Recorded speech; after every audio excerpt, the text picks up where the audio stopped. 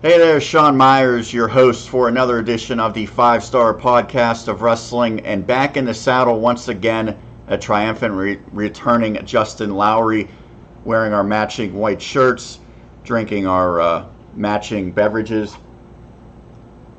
Justin, good to see you back, and I want to really get into a lot of interesting things that have happened since the last time we talked.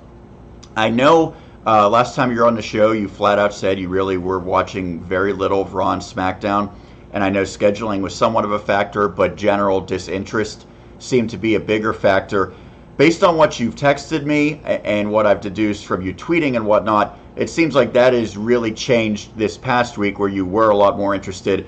How much did the news of Paul Heyman and Eric Bischoff's roles impact your interest this week for WWE? Greatly.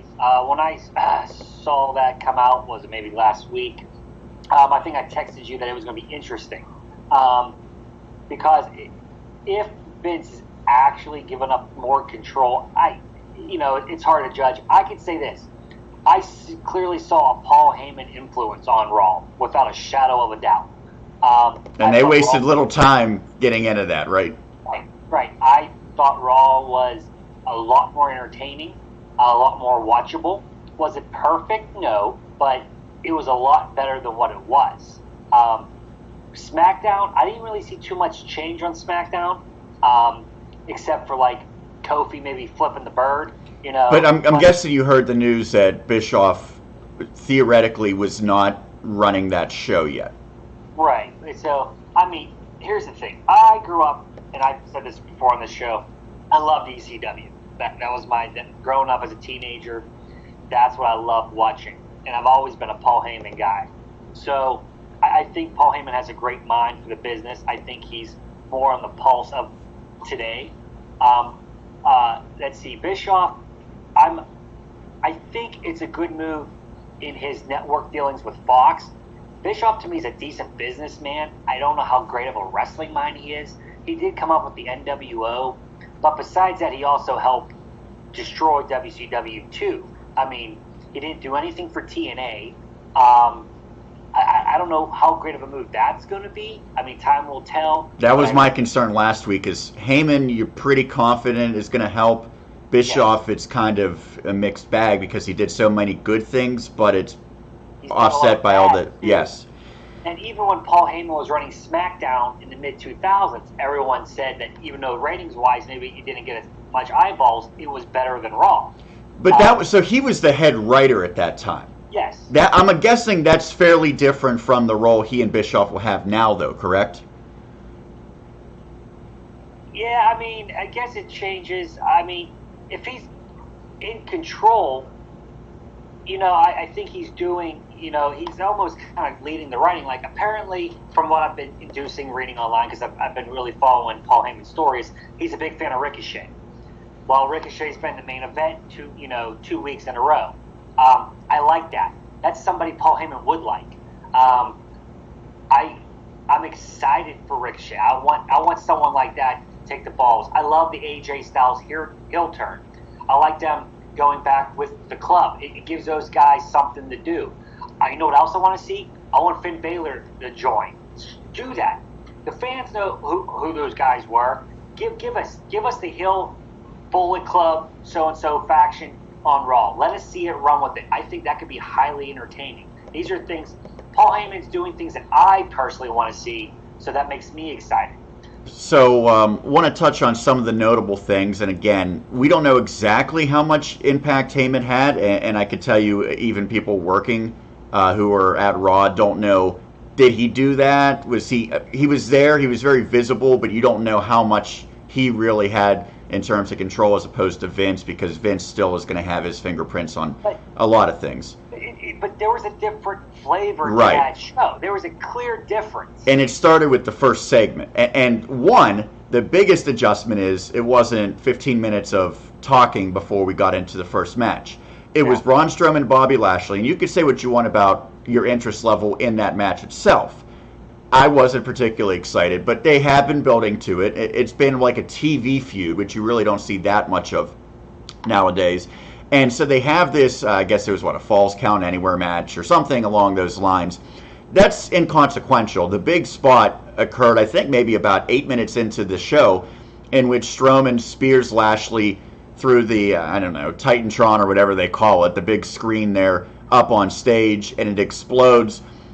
Now, anyone logically would say that doesn't make any sense. Like, why would it create that sort of explosions everywhere? I'll say visually it was pretty intense because it wasn't like the guys fell to safety and then it was like while they were going through. So it was probably a pretty calculated pyrotechnic display. And the fans loved it. And the thing that really jumped out to me was, one, they made it as real as they could. They tried to make it seem like it was a real thing. And two, Corey Graves said a profanity that, as far as I remember, has never been said purposely on WWE TV. Because you get it every now and then, like in between, you know, the cameraman picks it up on the mic there, like during a match, but that's not over a microphone or over the announcer. Corey Graves said the S word. It was not bleeped out, so obviously this was calculated. Oh, yeah. And all of a sudden, it's like, this is 10 minutes into the show, and this is stuff that I haven't seen in 15 years. Yes, yeah, oh, yeah. I liked it. Here's the thing. The whole Titantron thing, you know, the blowing of the pipe, you know, I don't take this the wrong way. Twitter blew up. Everyone's like, this is awesome.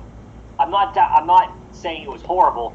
I wasn't as into that as it seemed like everybody else was. I mean, stuff like that comes off a little cheesy to me because clearly it's fake with all, you know, the fireworks. Now, some people on Twitter, you know, I saw somebody, you know, come at you on Twitter, you know, believing it was real. But well, they thought that it was like choreographed, but it went haywire or something like that. Now, I will say, had I found out someone like Strowman or Lashley actually got hurt, I could buy that because you don't know 100% how you're going to land and stuff. But I think it unfolded pretty much how they expected it to. And WWE, and we'll get into AEW, WWE usually gets these things right. I know Owen Hart, that was a tragedy. But really, 99% of the time when they do stuff like this, it works how they draw it up. Yes. You know, it was cool. It was different. And I heard rumors that they're making a new stage. And maybe that's their way of getting rid of it. And next week, maybe on Raw. So they killed off the old stage, per se. Right. You know, which, okay, like we're moving on, different era. I like the new flavor. I mean, Corey Graves saying "holy shit," it was clearly like, and I read like he's not going to say that if he's not told to say that. It was planned, and I read today, and as we saw on SmackDown, they are moving to a edgier content, more away from PG. I guess Vince has realized, which I think he's realized for years, the story that I read, that they have lost a teenage audience and a young adult audience. They have. Everyone knew that. Right. They had the kids, but they lost, you know, the teenagers. And AEW coming around, they're afraid that they were going to take that audience, which I think they were. And now they're like, okay, stop. We need to get these teenagers back. Because for me, I mean, yes, kids will watch, parents will buy wrestling gear for their children. But you really need, and this is what the Attitude Era had, guys who are 21, 22, 23, high school kids. Wrestling was cool. I remember being in high school in the Attitude Era. Kids were wearing Austin 316 shirts because it was cool. It wasn't like, oh, dude, you watch wrestling? Come on, man, that's stupid. Like, no, isn't that for our age the same reason why like South Park got really big when we were, you know, 13 through 16 years old, because it was vulgar and because they would say things that. Right. A 14-year-old, 15-year-old boy doesn't want, you know, to say, hey, I'm going to make you poop your pants or I'm going to kick your butt. No. They want to see someone flip somebody off. Like, that's what gets it going. Like, you know, and I know we're not talking SmackDown really yet, but I love Maria's line that next time I need someone to impregnate me, you know, I'll get Becky. I was like, oh, wow, geez, that just got me a little hot under the collar. I think the whole thing is you just want it to seem real, but you don't need like excessive. Like, honestly, it was uncomfortable watching some of the stuff that they did back in the day, and it was just over the top. You don't need to like do the shock value stuff all the time because then it loses its impact. Yeah. But I think you can mix it in appropriately. And I still always thought the idea of the final hour of Raw being TV 14 made a heck of a lot more sense because 10 to 11, the little kids aren't watching it. Right. And you still want to keep those younger kids. And I would say, there's probably some parents that said, hey, I don't want you seeing stuff like this when they did the Maria skit and when they had Corey Graves dropping the S-bomb. But I think the good outweighs the negative, and I'm sure that analytics say the same thing. Yeah, I mean, growing up, the Attitude Era, probably really started to happen like 97, right? Right. I guess. DX was like funny, but they were also like over the top at times, and then Val Venus. And yeah, 97 when all that stuff coming, I was 11. I was born in 1986, so I was 11. And I watched it with my dad. At no point did my dad go, I don't want you watching this. Now, I'm not saying every parent would maybe be as lenient as my dad was or my mom was for letting me watch that. 11, that's a borderline age. Maybe I don't want you seeing sex like that yet or stuff like that. I just became a father recently. My kid's only 5 months old, so I'm years away before he can really start watching. I don't think we're ever going to go back to that level for WWE, though, right? Oh, I don't think they can because of sponsors, but I think you can find a happy medium. Right, and I think that would be good. And, they are on USA. You can get away with stuff. I watch shows like The Walking Dead and, American Horror Story, like on FX and AMC, and they can drop F-words now, and it's okay. Yeah, I wonder, do you just pay a fine, or? No, I think, they're not on regular cable. Fox will be a different story because that's cable. Like, I read something like you're allowed one F-word every, couple weeks. Now, things are changing. You can say, holy shit, like Corey Graves did, and there's no fine. You're not getting in trouble. Right. Swearing doesn't bother me.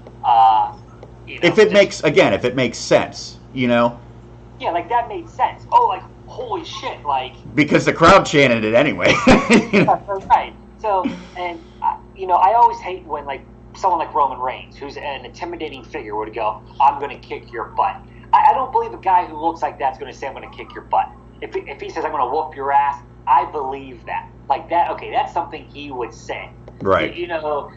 Theoretically, if you're going to have a real fight, you're going to say something like that. Right. And so I think you got to keep it more realistic. What some 16-year-old watching at home is going, he just said butt. Why do you think he's getting booed? Some 22-year-old isn't going to get behind that. That's why people got behind Austin and The Rock. Right. They were able to say a lot of stuff that as a 20-year-old, you're like, oh, hell yeah, I would love to say that to my boss. Right. You mentioned Ricochet. He got a main event, and I will say the negative to this is they had to do what they've been doing the last couple weeks, where they had to stop the match. I give them credit; they've come up with creative ways to do this, but that well is gonna dry within a month. It's just going to be insanely horrible to have to try to make up. So hopefully they drop it. But they had to stop the match because it was a 2-segment match. They did the break. They come back. It was good action, although it never really got the same type of flow had it just been like a regular match the whole way through. But it was more about what happened after the match because Ricochet won, and it was sort of like a fluky type of win. So he's evened up with AJ. I'm guessing they're going to have a rubber match. But AJ turns on Ricochet, reunites with the club as heels. Anderson and Gallows, for the first time in 2+ years, have something relevant. I think AJ could succeed either as a face or a heel, but I think this was so important for Anderson and Gallows to have this opportunity because really this is going to open the audience eyes to them as a tag team and to them as credible contenders and relevant people in WWE. And AJ, it's probably a nice little fresh thing. I thought maybe back in January when he punched Vince McMahon, we were going to maybe see him turning heel. Nothing came of that. But now, 6 months later, they finally have given him the heel turn, and it should lead to a great story. Oh, I was happy for it. It helps all 4 people involved, right? Oh, yes, absolutely. And that's what you're looking for. I guess, the Good Brothers apparently have agreed to new deals where it looked like they were going to leave. Doesn't Vince always do this when someone's contract's about to be up? And I'm guessing either they agreed and part of the agreement is getting a push, or look, we're going to do this. If we do this, can we get you to sign? I thought for sure they were gone, but hey, if they decide to sign and they're going to be used better, they need better tag teams. They need to build these guys up strong for the tag division. Number one, they're better than what they've been portrayed since the day they entered the WWE. Being with Styles, it gives them clout because they're with AJ Styles.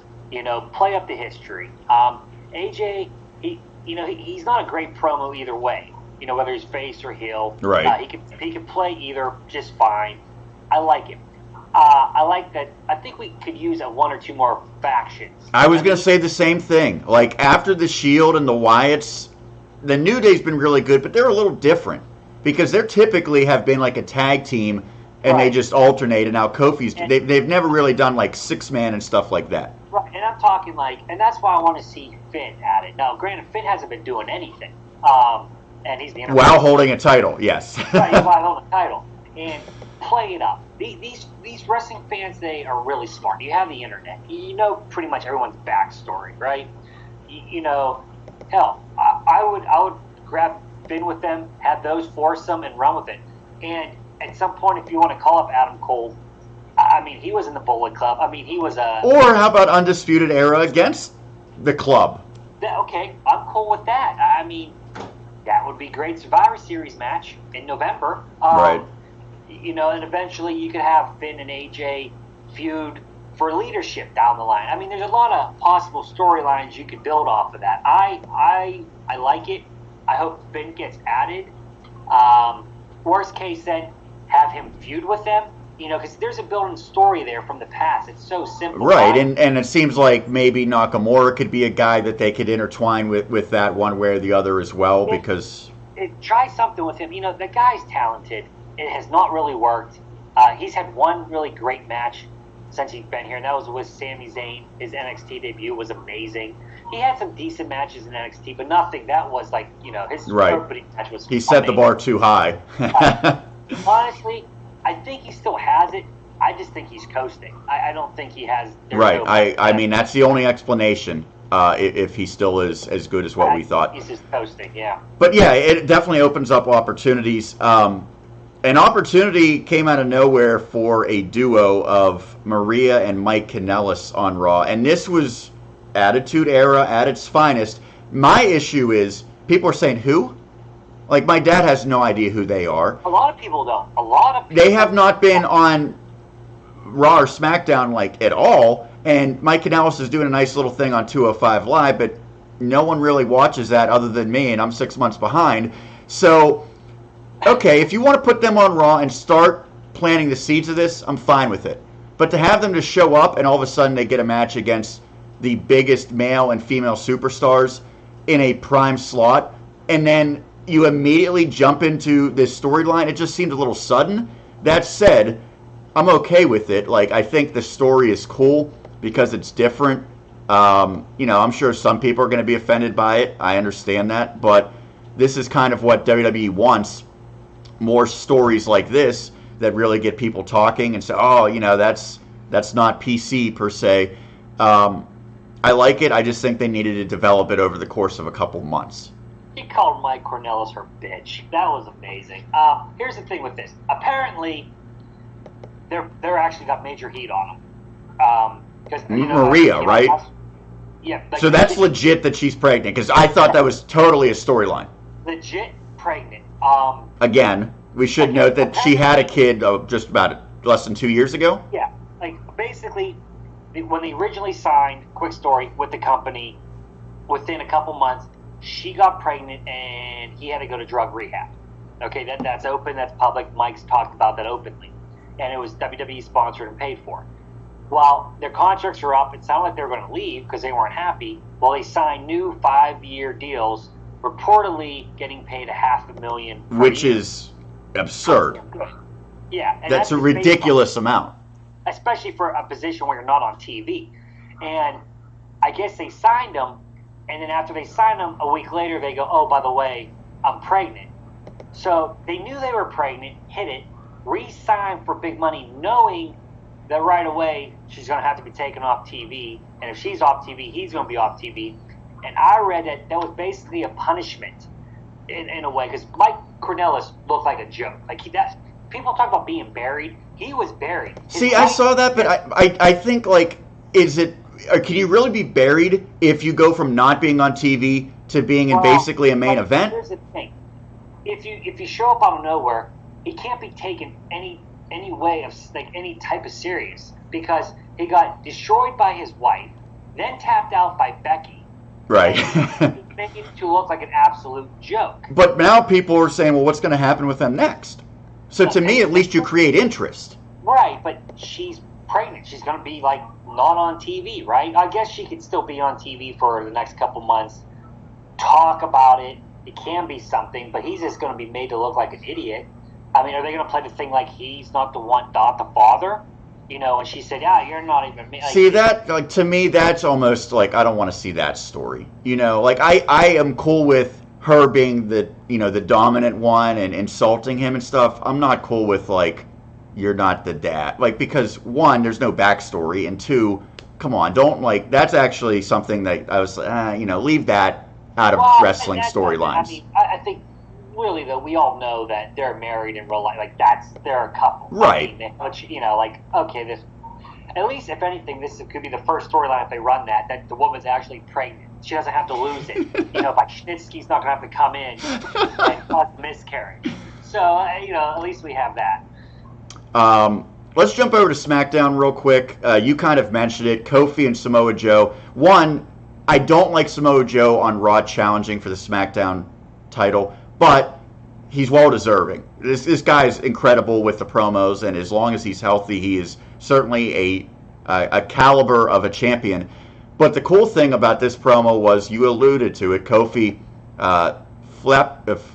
flashed the bird, I should say, and it sort of seemed like they tried to hide it, but they couldn't really get the angle, so it was on the screen for like 3 seconds. Everyone knew that was what was happening. The audience there saw it, but they didn't really hide it. So I think they were okay with it kind of being on the screen momentarily. That was planned. Yeah. Well, that one, I know the plan was he was going to show it, and it's like they were trying to do a weird angle, but they didn't black it out. And I think we've seen before they black out something if it needs to be. Yes. So your reaction to seeing that, is that going to change how you take to this feud at all, or is it just a nice little surprise? No, I mean, it was well placed, you know, because I'm sitting there like, and actually I had to like pause for a second. I'm like, did he just flip him the bird? You know, which, I mean, like, back in the day, they blurred that when Steve Austin did that. Yes, yeah, because he would go up and it would be all pixeled and stuff. Yeah, I mean, I thought it was. I enjoy that more. That this is more up my alley. Do you like that Kofi's doing it? Because they were trying to sort of make Kofi seem a little different than how he had been. He did it kind of serious, but kind of jokingly, like, hey, you know, it wasn't like, oh, you know. So I mean, Vince would always do it like this, you know, like, oh, yeah, you know. Like, I thought it was fine. I mean, you know, I liked it. It got the crowd to go, ooh. Right. You know? And that's what you want, crowd reactions, and you want people tweeting about it and stuff, and they're finally doing some things. Now, we said SmackDown, it wasn't really that much different than what SmackDown had been, but they did have another interesting thing, and that was a face turn by Kevin Owens. And Kevin Owens is a guy that really always gets face reactions, but now he's playing a face, which means he's going to go against a heel. What he said to Ziggler was like so real. He like legitimately murdered Ziggler on the mic. Like that was to the T. I think what I hate about Ziggler's character. It's the same, you know. It's like, okay, yeah, you know. Like I don't know if this was on the episode or me and you personally talked about it. I'm like, Ziggler says the same stuff over and over again. We know you're gonna lose. Take some time off, come back, blah blah blah. And he nailed it. He destroyed him, and I absolutely loved everything he told to Ziggler on that promo. So here's the thing. You and I want logic, okay? So I'm fine with Kevin Owens going against Ziggler because if you really delve in it, Ziggler took his spot because he went to the Saudi Arabia show. But they didn't really say that, right? Well, no, what? It was just Owens all of a sudden like hated Ziggler, but there wasn't any backstory. They can't really get real with this because it makes WWE look bad if he goes, the only reason you took my spot is because I wouldn't go to Saudi Arabia because it's blah, blah, this, blah, blah, that. Like, he can't say that because it make the company look bad. Right, but he could have said because you were willing to do Super Showdown. You know what I mean? Like, without... And still, the crowd would have been like, oh, the crowd actually probably like, oh. But Vince, they can't let that because that puts the company in a very bad light. Did it just seem like it was sort of out of nowhere, though? You know what I mean? Like, why is Owens all of a sudden now a face? I want some reason as to why. You remember, he came back as a face. The plan was for him to be a face and stay a face. Right, he was hanging out bowling with his kids. Right, he's just a regular average Joe, Sean, like me and you. You know, he's just another dad with a dad bod. That's all. But I forget why they had to turn him heel. Was it? Do you remember why he had to? He ended up basically stealing Kofi's match, but they kept him a face, and then they wanted him to go against Kofi. So he took the role. He was the Big O. Remember the Big O? Yeah. But now I think they're going back to what they wanted to do with him originally. It's like almost like a reset. So we get to see this face turn, which I'm cool with that. I'm fine with it. I just would have liked to have seen it explained more logically. Like, why all of a sudden is he coming at Ziggler? Because I think he's just sick of Ziggler going, I need to, like, just shut up. I think he's just annoyed with somebody. Well, it started with him insulting Shane.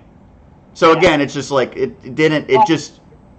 show up and you're a face tonight. That's what it kind of felt like to me. Well, WWE's been doing that for 15 years. I mean, the Big Show's been turned 30 or 40 times. That is true.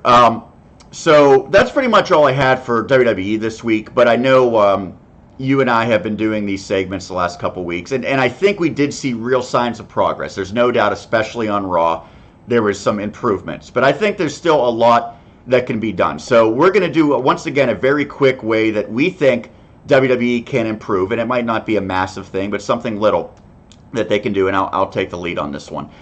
So I would like to see WWE keep some of its theme pay-per-views that have been successful for many years, like the Royal Rumble or Survivor Series, where you have the traditional Survivor Series matches, or Money in the Bank, for that matter. That being said, I would like to see some of the other theme pay-per-views kind of go away, and we're coming on Extreme Rules, and all of a sudden they're now throwing in a no-holds-barred match, or a Falls Count Anywhere match, or whatever, and they're just doing this without any real reason in the storyline, just because they have to, because it's called Extreme Rules. I'm not a fan of that. I would like to see that change. I think the feud should dictate a stipulation in a match more times than not. And the same goes for December. They have the TLC. Well, that means there's going to have to be a ladder match that night. And there's going to have to be a chairs match that night. Let the feuds dictate when a stipulation is needed. I think for Royal Rumble, Elimination Chamber, Money in the Bank, and Survivor Series, it makes sense because you're just promoting a type of match that you have once or twice a year. But the other things, especially Extreme Rules and TLC, it makes no sense to me. Just have regular matches, but if you need a stipulation, have it be a logical culmination of a feud that is built up. Justin, the floor is yours. I would like to see Shane McMahon get off my TV. I don't want to see any McMahon on my TV. We've had like 20 years of some McMahon in some way, shape, or form on my TV. I don't want to see it. Shane came back a couple years ago, very fresh. He was gone for a while. It was exciting. Yay. Okay, but like, go away. When did he become a full-time wrestler? When did he become a guy who's beating the top stars in your company and winning feuds? I don't understand it. It's annoying, and I guess in a way they're getting the reaction that they want. So is Baron Corbin by that measure. Yes, but it's time to put the McMahons to bed. Like, let's give it a break. Stay off TV for, like, I'm not talking months, years. And in the same spot, like, it's kind of like the authority figure. Get away from it. It's overplayed. It's outdated. Like, give us a break. whether it's a face or I don't care who's running the show. Just give me matches. The board of directors are doing it. I don't need to have an authority figure backstage. So get Shane McMahon off my TV. Love it. And it seems like that is one of the things that Heyman really wants to do. Yeah, I read that he actually hates authority figures. He thinks the whole thing is played out. I think a William Regal or a Drake Maverick is good. Right, yeah. Beyond that, no. They don't need to be the focus. They don't need to play heel or face or screw somebody. Yeah, they don't need to punish people. And I agree. I think Regal and Drake Maverick do it right for the most part. Yes. Drake Maverick, by the way, the complete opposite when he's on Raw and SmackDown. By the way, give him a round of applause for the job he's doing. One, just being hilarious, and two, he pulled off a pretty hot chick for his wife, right? Yeah, good for him. That's a small dude, man. That's again fun. So you watched on Saturday Night Fyter Fest, Justin. It was the, I guess, second technically pay-per-view, but it wasn't a pay-per-view. It was a free pay-per-view. It's hard to explain to people who aren't really in the loop what this promotion is. The fact that it really doesn't have a show yet, but they've run some pay-per-views. That being said, the idea is just to get more people aware of it, people interested in it, introduce characters, storylines, so on and so forth. It was free. I didn't watch it. Truthfully, I probably could have tuned into some of it, just didn't have the interest. I know you watched, if not all of it, at least a majority of it, correct? Oh, I watched all of it. Including the pre-show? Yes. I heard that was really rough. Okay, yeah. I mean, here's my thing. Me and you talked. I mean, I'm a wrestling fan. You're a wrestling fan, but you really love the WWE. That me. Yes. I have no problem with WWE. I want WWE to be better, but I think that comes from within. If AEW's better, I'm okay with that. I don't care that I don't need WWE to be on top. I'm not a loyal follower. I'm a wrestling fan. I want AEW to succeed really bad because it's already gained a lot of positivity for the wrestlers in WWE with contracts, making changes. Heyman's in charge. We're seeing changes now because of these guys. Right. And I'm hoping going forward it makes everybody better. Them better, WWE better, Ring of Honor better, whatever, better. But the show, the pre-show, the opening triple threat tag team match, good. No complaints, excellent, great work. And that was Best Friends and SCU, and then a new team that I heard got a contract out of it. Is that correct? Yes. It was great action. If you have a chance, watch that match. It was very entertaining. After that, boy, the rest of the 40 minutes, what a crapper. They brought up their librarians. I don't know if you know, there's a storyline going. They have two people trying to be the AEW. One is Blue Pants. Yes, yeah. Who her fame and NXT run. It was awful. They were trying to do some corny jokes. Along backstage, Kenny Omega and the Young Bucks were trying to do these jokes they were acting like they were running out of money. And the models that were out front, they had to replace them with mannequins, and they were eating rice sandwiches. It was just bad comedy. The women's match on the pre-show was just bad. And then they ran a no falls count anywhere, no holds barred match. It was strictly just comedy. It was awful. It was bad. And I didn't recognize the names of the people who were in it, but again, I'm not real up on. I keep the names. I'm sorry, I can't remember the name. They were not even a really trained wrestler. It was more. Someone said it looked like someone wrestling in their backyard. Yes, yeah, it wasn't. There was a body slam into a pole. It was bad. Okay, So in your opinion, why did this stuff happen? Because doesn't this really discredit the promotion while you still have the great stuff? Right. I mean, they're still good to look. They're a new promotion. They're finding out what's working, what's not working. I thought the pre-show, all in all, probably a C-. And thankfully, the first match was good. That's what bumped it up to a C-. It was themed because it was a gaming convention. It was a gaming festival. So it was there was geared towards gamers. Right, and I heard Omega and the Bucks had played up that. Thing, so if you understood what they were there for, you got that. The show itself, it wasn't as good as Double or Nothing, but I didn't expect it to be. Right, it's free. It wasn't on its level.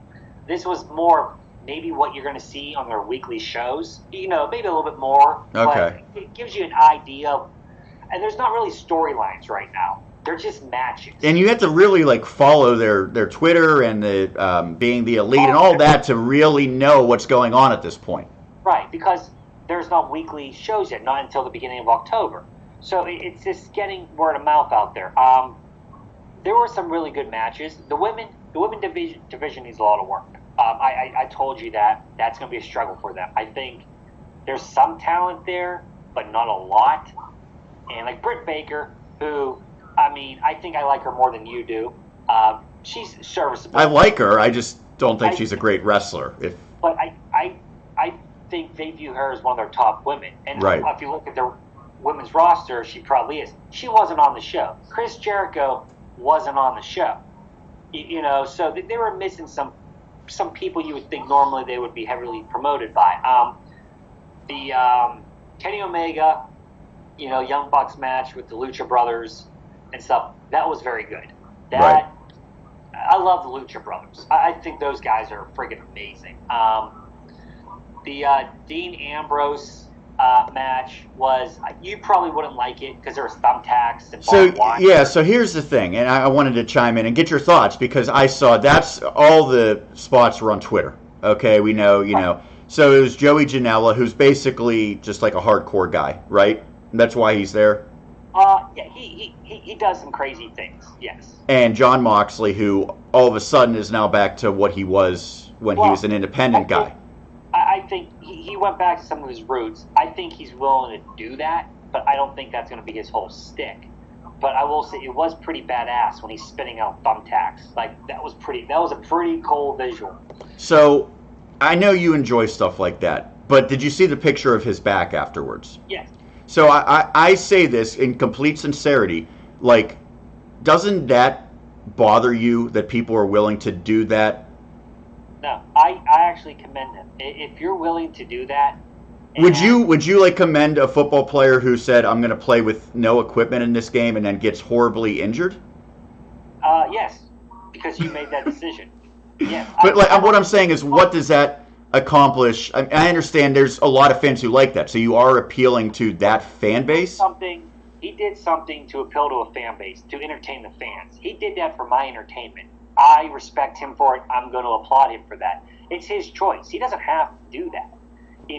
Especially him. He's not an independent wrestler trying to make a name for himself anymore. But I would agree, because doing it for All Elite Wrestling is a lot different than doing it in front of 50 people where you're getting $20. I think those people are truly just masochistic because they like hurting themselves because they're not getting anything out of it. They're not getting money or recognition really, other than the handful of people that are there. So I get that. And, Jeff Hardy has done crazy stuff, and Mick Foley. And Mick Foley took a spear through a flaming table at WrestleMania. To me, like Joey Janela and Jon Moxley, if that's what they become known to do more than anything else, then that it's going to really affect their lives. And if I'm Renee Young, I'm thinking, what are you doing to yourself? I get that he has a passion for that. It's just, to me, I hope that is a rare thing. To your point, that's really not what Moxley's about on a regular basis. He's been craving that for a long time because he was never going to be able to do that. You have to pick your spots and have it have meaning. I think he wants to show people, that he was kind of put in a cage. In WWE, and he's able to be free now, and he's going to do what he wants to do. I enjoyed it. I thought it was cool. A couple other things real quick. Darby Allin. I don't know if you know about this guy. So I love that his name is spelled as if it's all in. How appropriate is that? Yeah, this dude, I don't know if many people know him. They will know him. It was his debut match, right? Because he wasn't at the Double or Nothing. Right. If you're an Evolve fan and you follow them, you know who this guy is. I found out about him just a couple months ago, to be honest, on a documentary. I saw it, a wrestling documentary. I watched it. He was on. This dude's insane. You talk about Moxley, what he'll do to his body. This dude has Mick Foley in him, Jeff Hardy. He's a daredevil. the stuff he does to his body is insane. I saw the it's sort of like the Kofi spot, but he landed right on the edge of the apron. He's done that many a times. He will put his body on the line, and the fact that Cody, they went to the time limit draw, which we haven't. When was the last time you saw that? Was it 20 minutes? Yes, 20 okay. minute time limit. See, 20 minutes is, you shouldn't have a 20-minute time limit in my estimation, but maybe on TV it makes sense. But anyway, go ahead. If anything, they're trying to be a little different than the WWE. Right, I get that. And WWE did that years ago. Right. It's an old school wrestling thing. Right. But I think it put him on the map. Like, he just went with a draw with Cody Rhodes. Like, I think that was Cody's way of saying, like, dude, I think you're going to be a star. You know, let's do it. And what sucks is, and it's going to lead me into the next thing I want to talk about, it kind of got overshadowed of the events that happened post-match. Which was Ty Dillinger. Sean Spears now, yes. Going by the a.k.a. Ty Dillinger, comes out, gives Cody a chair shot to the head unprotected. I did tweet out that... To Cody, right? To Cody, everything that we know in 2019 about CTE, unprotected chair shots really aren't necessary. Now, I don't believe they are. Now, I've read after the fact, though, the chair was gimmicked. So, and here's the thing. I saw that too, but I'm a little confused as to what that means. Okay, I'm glad. I saw the Blue Meanie, of all people, on Twitter explain it. He showed you the pictures. If you look at the chair, it's already pre-dented where he's supposed to be hit. So I guess it lowers the blow. It was planned for him not to get his hands up. Right. Yeah. Obviously. Right. But it was a chair that just like those trash cans. And someone said it was like a cookie sheet or whatever, and like that would be okay. Well, that's probably not real serious. Yeah. But it turned out to not work like they had it planned, which is a bad look. I guess the side of the chair is what cut him on the back of the head. And that was a legitimate cut, right? Legit. Because he was not supposed to bleed in that segment. There was supposed to be no right. blood. Well, I think they said that, like, Dustin wasn't, like, that was legit when he bled too, and I didn't see the match, but I can't imagine that was the case. I feel like that was a blade job. That was a blade job. That was clearly a blade job. He got hit, and, like, the side of the chair where it, like, folds up, cut him on the back of his head. I mean, luckily there's no concussion. That's the main thing. He did take 10 staples. They came out, they issued a thing like, look, and they played out and said, like, look, we had a stunt plan. It didn't go according to plan. So what's your take on the Young Bucks, like, saying that in a recorded interview that it was a gimmicked chair, wasn't supposed to happen? Does that also now take away from the storyline that if you're supposed to get Spears over as his heel, but then you say, oh, well, it's fake? Well, here's the thing. I think they felt like they had to. Because, like we said today about head injuries, look, all wrestling fans know wrestling's fake. So, okay, take away kayfabe. That's long gone. They came out legit and said, look, guys, it was gimmick. It didn't go as planned. Cody's okay. We're not up there just swinging away at, people's heads. But that takes me back to the other stuff that you said you liked, which is Moxley and Janela. Who's to say that can't have very, very serious, dire consequences if something goes wrong there? They're not taking unprotected chair shots. I mean, thumbtacks are thumbtacks. That's going to hurt. It's not going to destroy your life. When you get thrown on barbed wire, and I'm guessing that was very legitimate barbed wire. Yeah. We know what happened to Sabu's arm. It split open his bicep. It did, but they didn't get up too bad. I bet you it's barbed wire, but I bet you it's not razor sharp. It's probably pretty dull because they each got thrown into like barbed wire tables and chairs. There wasn't much blood in that match at all. Right. I have concerns because I don't want anyone to get hurt doing something that they're thinking like, well, we need to do this to please these bloodthirsty fans. I mean, I'm okay. Yeah, I'm okay with chair shots if he got his hands up. You always see like. Right. Well, I think WWE did it because they had to with the very serious ramifications of guys with head injuries, including Chris Benoit. Yeah. I like that they did that, even though, would it be cool to see stuff like that every now and then? Maybe. But they know that leaves them open to lawsuits, that also leaves them open to someone getting very seriously hurt. which they don't want. Whether you like WWE or not, I really don't think they want their guys getting seriously hurt. Oh, no, I would say All Elite has the same mentality, but they're maybe taking a little bit more of a risk. So all the talk was about the chair shot. That was the biggest takeaway from the entire event. Is that a good thing or a bad thing? I think any publicity right now is good. It got people talking. And I think right now for the people in charge at AEW, you're learning a little bit on the fly. A lot of guys have been in the business for a while, but they're figuring out how it's going to work, how they want to promote themselves, how they're going to be. He took the shot, he got the staples. Maybe now they're like, hey, let's not do that again for a while. Let's wait. I mean, they do need to be different than the WWE. That's what's supposed to be counter programming. So if you want to be different, you might have to do a little bit of stuff like that. Because if you just try to mimic WWE, it's never going to work. And I want to make a public service announcement here for any professional wrestlers who might be watching this. We talk about chair shots and how dangerous that is. But you would agree, Justin, that in 2019 there were so many dangerous moves where people land on their head or neck that just cut out something that's potentially going to paralyze you or send you to a hospital because it's not worth it. And we see that even in WWE, they do reverse Ranas. That's extremely dangerous if you're not very, very talented. But guys taking bumps, it happened with Kota Ibushi, right? Yes. I mean, I don't want to see someone end up like Darren Drozdov, which was a complete accident, but it's happening to them because they want to do some crazy spot. That's my concern. I remember Sasha and Big E's, running outside of the ring like spear through the ropes. There's been many times I literally closed my eyes because it looked like they were going to snap their Brie back. Bella. Oh, that was dangerous. And don't forget Stone Cold Steve Austin, his career got cut short because Owen Hart on a pile driver, broke his neck.